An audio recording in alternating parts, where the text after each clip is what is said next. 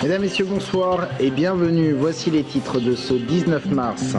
L'élection présidentielle J-33 et ce coup d'accélérateur dans la campagne côté socialiste. Samedi, les militants étaient largement présents sur le territoire. Objectif, diffuser largement le programme de leur candidat François Hollande.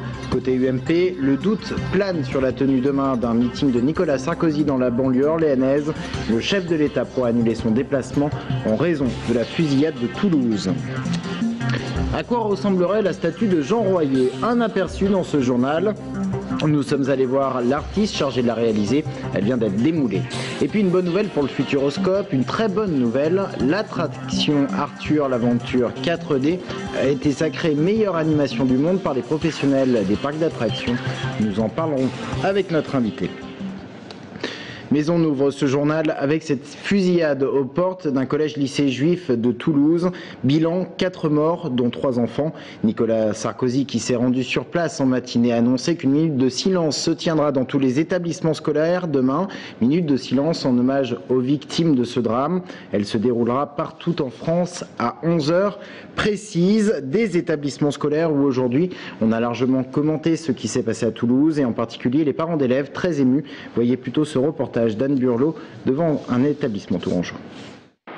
À la reprise des cours ce midi, la fusillade de Toulouse est dans tous les esprits. Les parents ont appris le drame à la radio ou à la télévision. Pour eux, c'est l'incompréhension. On s'en prend encore à des enfants pour des bêtises certainement religieuses ou etc. On s'en sort pas quoi, c'est bête, c'est de la méchanceté gratuite comme d'habitude. On se demande si c'est encore possible de nos jours, mais c'est vraiment inhumain. Tuer des enfants, c'est ce qu'il y a de pire au monde, je crois. Ici, c'est vécu comme une tragédie à dimension nationale. Devant les grilles de l'école, on compatit à la douleur des proches. J'aimerais pas être à la place des parents. J'avoue que c'est horrible, quoi. C'est surtout n'importe quoi. Je crois que c'est la pire des choses qui puisse arriver à un parent qui dépose son enfant à l'école le matin. On a des enfants nous aussi et on est plein d'empathie pour les gens qui ont vécu un truc aussi bouleversant. Même les jeunes ont perdu leur insouciance. C'est vrai, oui, ça fait un peu peur. On va faire attention à ce qui nous entoure surtout. Ça donne pas envie que ça se reproduise ici. Moi, j'ai peur aussi pour tous les élèves. Demain, à 11h, une minute de silence sera observée dans tous les établissements scolaires, en hommage aux 4 victimes décédées, dont 3 enfants âgés de 3, 6 et 10 ans. Et le meeting de Nicolas Sarkozy prévu demain après-midi dans la banlieue orléanaise pourrait bien être annulé en raison de cette actualité. On en vient à ce qui était présenté comme une grande offensive des socialistes dans la campagne présidentielle côté terrain. Si vous étiez de sortie samedi, vous avez certainement vu les militants du parti avec leurs tracts. L'opération était nationale. Elle visait à occuper l'ensemble du territoire pour asseoir les idées socialistes auprès des électeurs. Un programme pour le lire complètement, vous l'avez pas reçu? Le Parti socialiste avait décrété la mobilisation générale. Conséquence dans les rues de Tours samedi, difficile d'échapper aux militants de la Rose, jeunes et moins jeunes, tous équipés du programme simplifié de François Hollande. L'objectif c'est d'être présent et puis d'aller vers les gens, d'aller à la rencontre des gens pour leur expliquer le programme de notre candidat. Un programme qui comporte 60 mesures. Communiquer dessus, c'est également faire mentir ceux qui estiment que les socialistes ne font campagne que sur l'antisarkozisme. Ce n'est pas l'antisarkozisme, le but étant de changer la France. Beaucoup de gens nous le disent sur le terrain, on l'a vu encore ce matin sur les marchés, dans les cafés, on a envie de changement. Et le changement à gauche, ces militants socialistes veulent y croire. C'est pas cette agressivité qu'il y avait en 2007 où les gens disaient oui, nous on veut travailler plus pour gagner plus. Il y avait plein de jeunes qui me disaient ça. Là, on l'entend plus. Après la campagne médiatique, les socialistes se sont donc lancés dans la bataille du terrain. Samedi, une trentaine de points de contact avec la population tourangelle, dans la rue, sur les marchés, dans les permanences et même dans les cafés, avec en maître de cérémonie Jean-Patrick Gilles, chargé d'expliquer le programme. Devant, il faut bien le constater, des militants du parti, au mieux des sympathisants de la gauche et du centre-gauche. c'est aussi d'en faire des relais, des personnes comme on dit, qui vont être volontaires du changement et qui viennent non pas se rassurer, mais de repartir avec des arguments nouveaux et puis d'avoir des réponses par rapport aux questions qu'elles-mêmes pouvaient se poser. J'ai un petit peu peur, je ne voudrais pas que ça recommence comme ça s'est passé il y a quelques décennies maintenant, où finalement les gens se disent on a été trompés. Un probable volontaire du changement mais qui s'interroge. Le virage de 1983 est encore en tête. 2 ans après les élections, des socialistes bien obligés d'appliquer la rigueur. Et ce sympathisant du centre-gauche craint un nouveau réveil douloureux. De grosses perturbations aujourd'hui au niveau des examens du permis de conduire. Aucun examen n'a même eu lieu en Indre-et-Loire. Raison, une grève illimitée déclenchée aujourd'hui par une partie des examinateurs. 5 mois après leur dernier mouvement social, ils réclament toujours des augmentations de salaire. Ce qu'on demande simplement, c'est pas plus de ce qu'on demandait au mois d'octobre, c'est tout simplement de tenir les engagements qui ont été pris au mois d'octobre. Donc notre organisation syndicale qui représente 72% des inspecteurs demande une augmentation en moyenne de 40 à 50 euros par mois, donc, et un petit peu plus pour ceux qui arrivent en fin de carrière. Sauf qu'aujourd'hui, on nous propose seulement une revalorisation de 15 euros, voire même moins, c'est-à-dire 4,50 €, pour dire vrai, pour ceux qui vont rentrer dans notre corps de métier. Propos recueillis par Anaïs Michaud. Un point maintenant sur l'avancement des travaux de la déviation de Vendôme dans le Loir-et-Cher. Le chantier du 3e tronçon avance. À terme, la route départementale 917 et la route nationale 10 seront reliées. Un chantier visité aujourd'hui par le président du Conseil général, Maurice Leroy. Il est venu informer les élus locaux sur l'avancement du projet. Brian Bock. La réalisation du 3e tronçon de la déviation de Vendôme est plus que symbolique. Il permettra de contourner entièrement la ville et ainsi d'interdire l'accès des poids lourds en transit à l'intérieur de la commune. Le chantier, qui a débuté fin 2011, devrait s'achever d'ici 2015, avec 1 an d'avance selon Maurice Leroy. La déviation de Vendôme est faite pour faire en sorte qu'effectivement on élimine ce qui est le point noir de tout le Loir-et-Cher, et c'est donc un projet très important. Le 3e tronçon est vital parce que c'est celui qui permet enfin de retrouver la tranquillité et la sécurité des Vendômois. L'année 2012 est marquée par la réalisation des 3 ouvrages du tronçon, un pont-rail passant sous les voies ferrées Tours-Châteaudun-Paris, un viaduc de franchissement du Vallon des Caves et le rétablissement d'un passage équestre. Pour le président de l'association Déviation 2000 qui défend les intérêts des riverains, la réussite de ce chantier s'explique par une concertation qui s'est faite en amont. On est ici pour faire un peu, en quelque sorte, une pression auprès des donneurs d'ordre, qu'est le Conseil général, mais c'est aussi une façon aussi de...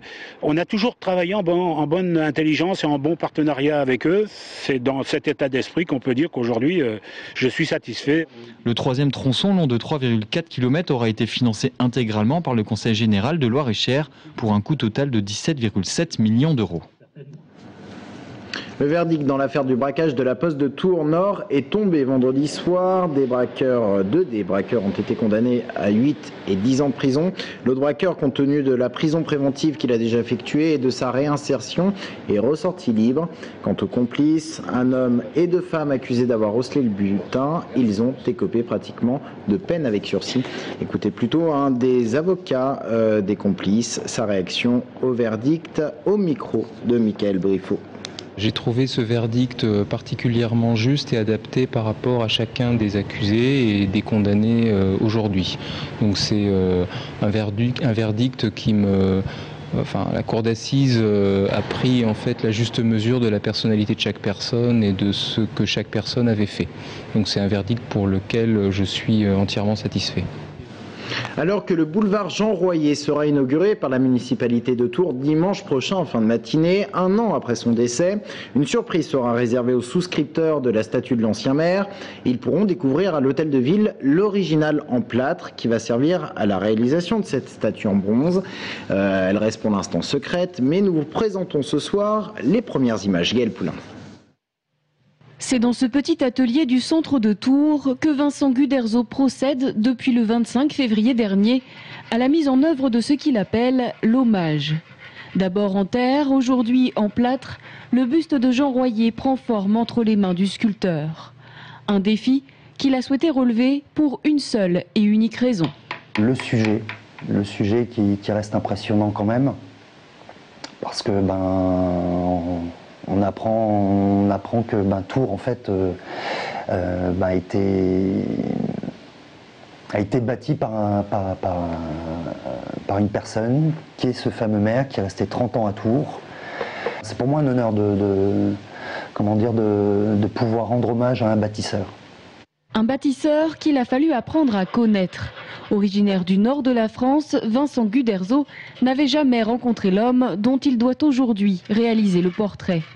C'est donc à partir d'archives photographiques qu'il a commencé à travailler. 30 ans, ça fait pas mal de photos, ça fait pas mal de périodes, il a fallu choisir. Donc mon choix s'est porté sur la période où il était le plus, là où il y avait plus de puissance chez lui. Donc sur les années 70. Et puis après, il y a le côté aussi, les renseignements par rapport à tous ceux qui l'ont connu, qui sont venus au fur et à mesure que je créais le portrait et qui m'ont dit oui c'est lui, non c'est pas lui. Pour s'imprégner du personnage, Vincent a même lu les écrits de Jean Royer. Notamment, il était une fois un maire.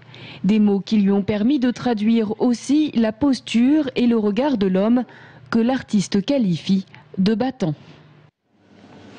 Le Futuroscope récompensé pour son attraction Arthur l'aventure 4D. Elle a été reconnue meilleure attraction du monde par les professionnels du secteur.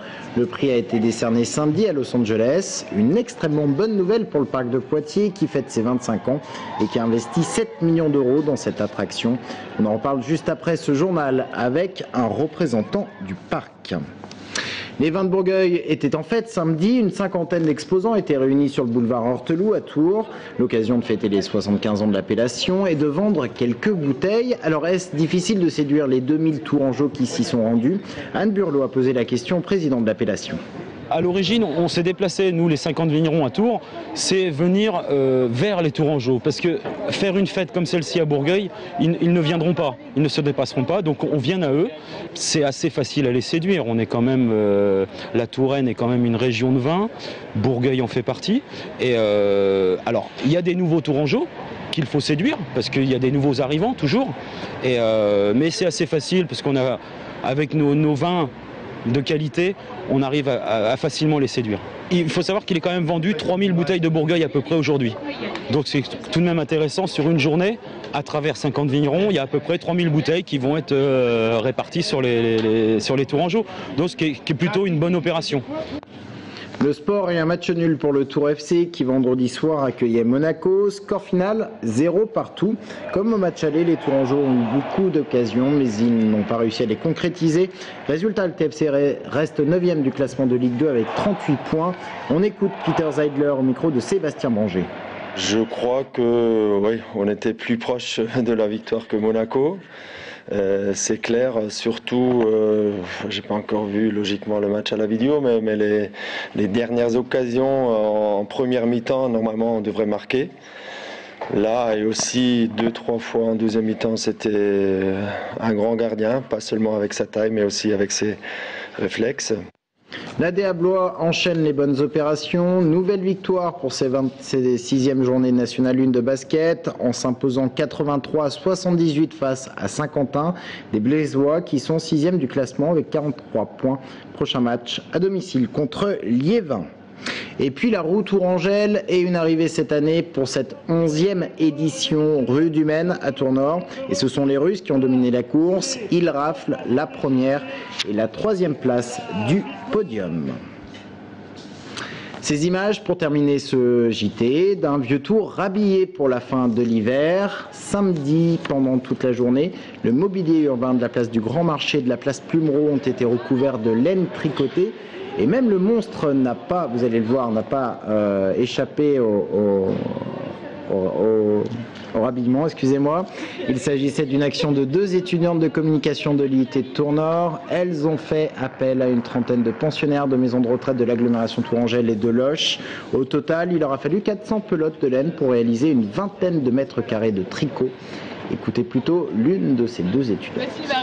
On voulait réintégrer les personnes âgées en maison de retraite au sein de la ville et particulièrement de la vie de la ville parce qu'on s'est rendu compte très rapidement que ces personnes étaient été mise à l'écart dans des maisons de retraite, qui permet aussi de redécouvrir la ville sous un angle un peu plus fantaisiste, assez original, parce qu'on passe à côté de tout ce... Quand on passe sur cette place, on voit plus les arbres, on voit plus les poteaux, même le monstre fait partie du paysage. Donc c'était une manière de le redécouvrir sous un angle ludique. Et c'est ainsi que ça s'achève ce journal. Merci de l'avoir suivi. Dans un instant, on reparle de la distinction que vient de recevoir le Futuroscope. Restez avec nous.